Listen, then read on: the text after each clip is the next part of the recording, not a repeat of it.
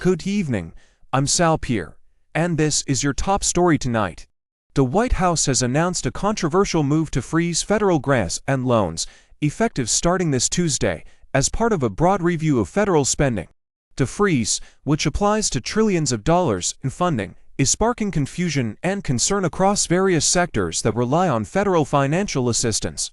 The Trump administration claims the freeze is necessary to ensure all funding aligns with the president's executive orders, which focus on reversing policies related to transgender rights, environmental justice, and diversity, equity, and inclusion, or DEI. However, federal support for individuals, such as Social Security, Medicare, food stamps, and student loans, will remain unaffected.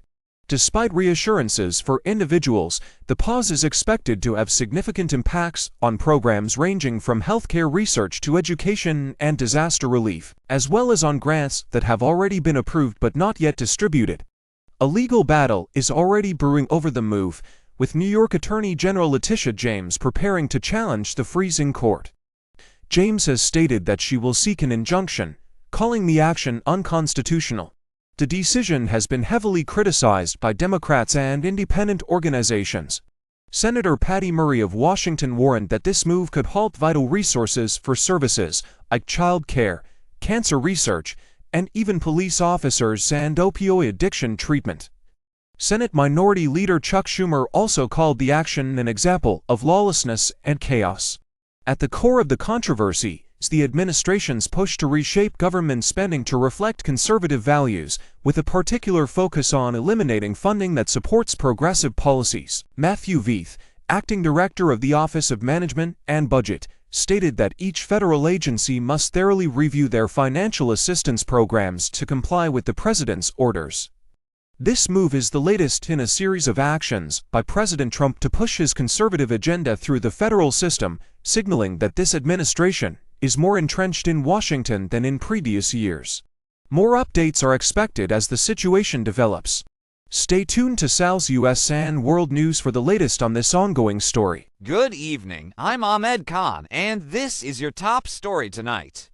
A major development in Gaza as hundreds of thousands of Palestinians return to northern Gaza after a prolonged 15-month displacement due to the ongoing conflict with Israel.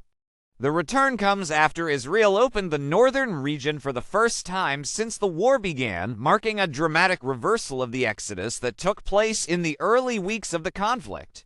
As a fragile ceasefire enters its second week, Palestinians are streaming back into some of the most heavily damaged areas in the region.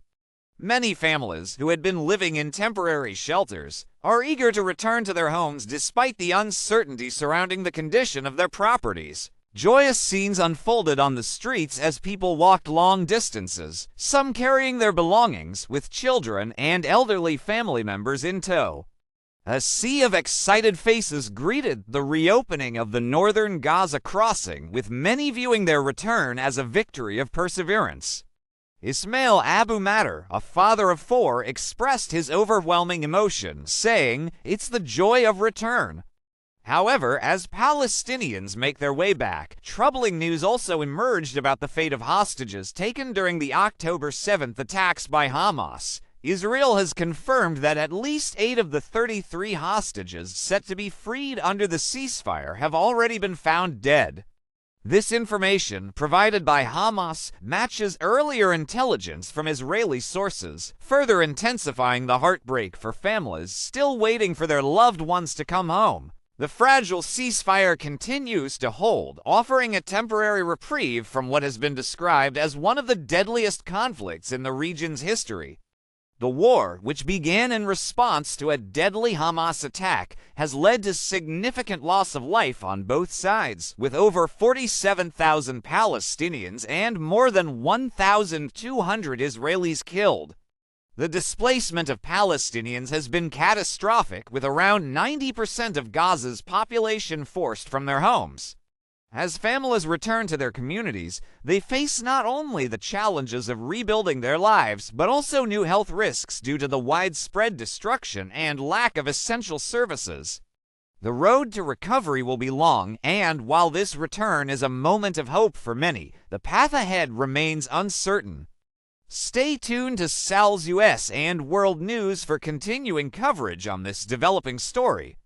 This has been Ahmed Khan with your latest update. Good evening, I'm Jackie Pierre, and this is your top story tonight. A diplomatic tension has erupted between Brazil and the United States after the Brazilian government summoned the U.S. envoy over reports of ill treatment toward deported migrants. The Brazilian Foreign Ministry called in Gabriel Escobar, the U.S. charged affairs in Brasilia, on Monday to demand answers regarding the treatment of migrants recently expelled from the U.S. The incident occurred last Friday when dozens of Brazilian deportees were flown out of the U.S. under President Trump's administration. Disturbing footage showed the deportees arriving in Brazil with their hands cuffed and ankles shackled. Some of the individuals have also reported being physically abused during the flight and being denied basic necessities such as water and bathroom access. The Brazilian government has expressed strong concerns over what it describes as a flagrant disregard for the human rights of these individuals, and they are demanding an explanation from American authorities. While the deportation flight was not directly linked to any recent immigration policies enacted by President Trump,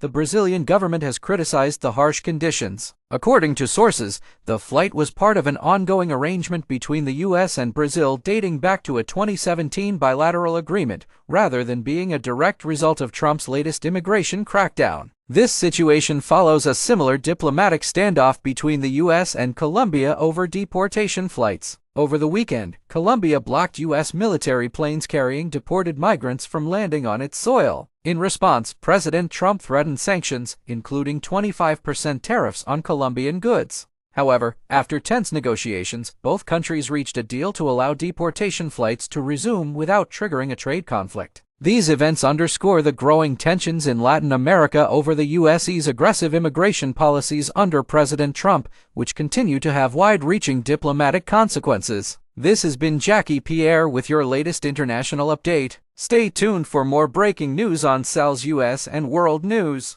This is Sal. Thank you for watching. We promise to bring you headlines and detailed reports from around the world. Please subscribe to the channel, like, and share our videos. Thank you and see you at the next video.